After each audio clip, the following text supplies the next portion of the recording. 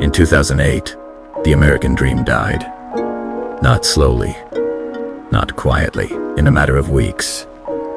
Millions of Americans lost their homes, their jobs, their retirement savings, everything they had worked for their entire lives.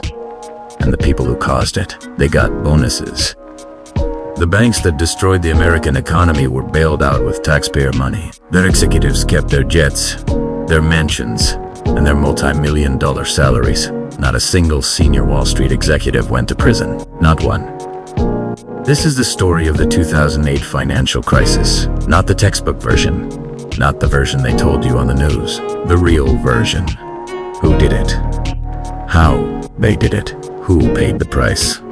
And who walked away richer than before? Because once you understand what really happened in 2008, you understand something fundamental about how the American financial system actually works and who it actually works for. To understand 2008, you have to go back to the late 1990s. America was booming. The dot-com era was creating millionaires overnight. Confidence was sky high. And somewhere in the background, almost nobody noticed the rules governing American banks were being quietly dismantled. In 1999, President Clinton signed the Gramm-Leach-Bliley Act. This law repealed a Depression-era regulation called Glass-Steagall, which had, since 1933, prevented commercial banks from gambling with their customers' deposits. Glass-Steagall existed for one reason. The 1929 crash had proved that when banks use ordinary people as savings to make speculative bets, and those bets go wrong, ordinary people lose everything. The law was designed to make sure that never happened again. And in 1999, with enormous lobbying pressure from Wall Street,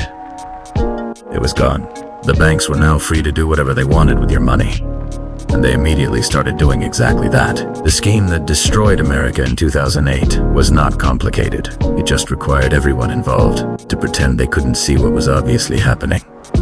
Here's how it worked. Banks started lending money to people who could not realistically afford to pay it back. These were called subprime mortgages. People with poor credit histories, unstable incomes, sometimes no income verification at all, were handed home loans. Why would a bank lend money to someone who clearly couldn't pay it back? Because the bank had no intention of holding that loan. The moment the mortgage was signed, the bank sold it, packaged it up with thousands of other mortgages, turned the whole bundle into a financial product called a mortgage-backed security, and sold that product to investors around the world. Pension funds, insurance companies, foreign banks, sovereign wealth funds. Everybody was buying them because the rating agencies Moody's, Standard & Poor's, Fitch had stamped them AAA, the safest possible rating. The same rating as US government bonds. And here is the criminal part. The rating agencies were being paid by the same banks whose products they were rating. Think about that. The referee was being paid by the team. Everyone in the system knew the mortgages were risky.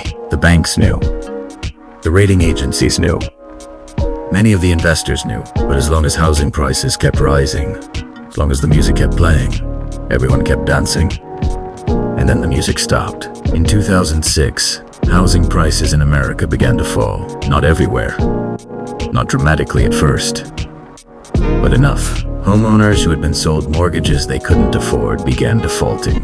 The mortgage-backed securities that were supposedly AAA safe started losing value. And then the dominoes started falling. Bear Stearns, one of the oldest investment banks on Wall Street, collapsed in March 2008. Federal Reserve arranged an emergency sale to JP Morgan for $2 a share, a company that had been worth $170 a share just a year earlier. But that was just the warning. The earthquake came in September 2008.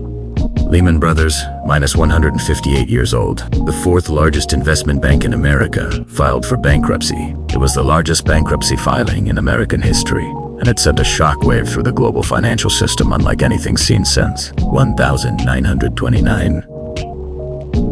Credit markets froze overnight. Banks stopped lending to each other because nobody knew which bank was holding how much toxic debt. The entire financial system, the mechanism through which money flows through the economy, seized up. Businesses couldn't get loans, couldn't make payroll, started laying off workers. The stock market lost 50% of its value. Trillions of dollars in retirement savings, 401 miles of pension funds, IRAs evaporated. 8 million Americans lost their jobs. 6 million Americans lost their homes. And then the government stepped in, not to help the people who had lost their homes, not to protect the workers who had lost their jobs, to save the banks. The Treasury Department pushed through a $700 billion bailout called TARP, the Troubled Asset Relief Program. The Federal Reserve injected trillions more in emergency lending. The argument was that these banks were too big to fail, that if they collapsed, the damage to the broader economy would be even worse. Maybe that was true, but here is what happened after the bailout. The banks recovered. Quickly. Within 2 years, Goldman Sachs, JP Morgan, and other major institutions were posting record profits again. Their executives received bonuses totaling billions of dollars in 2009, the year after the bailout, the year after the American taxpayer had saved their institutions from collapse. Meanwhile, the families who had lost their homes were not bailed out. The workers who had lost their jobs were not bailed out. The retirees whose savings had been destroyed were not bailed out. They were told to wait for the recovery. The recovery came. It just came for the people at the top first. And by the time it trickled down to ordinary Americans, years had passed. Retirements had been delayed. Homes had been lost permanently. Families had been broken. Here is what 2008 actually taught us. It taught us that the American financial system has 2 sets of rules.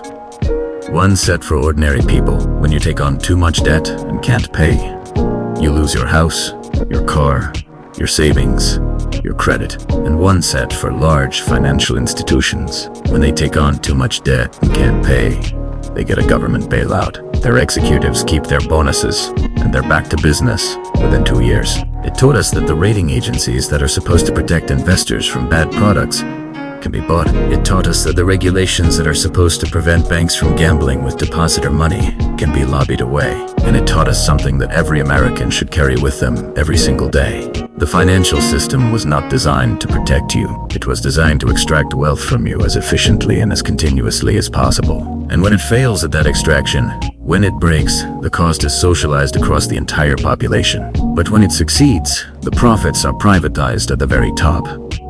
That is not a conspiracy theory. That is the documented, proven, on-the-record history of the 2008 financial crisis.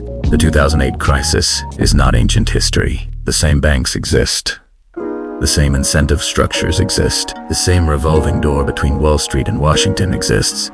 The same rating agencies that stamped toxic mortgages AAA are still rating financial products today. Understanding 2008 is not about anger.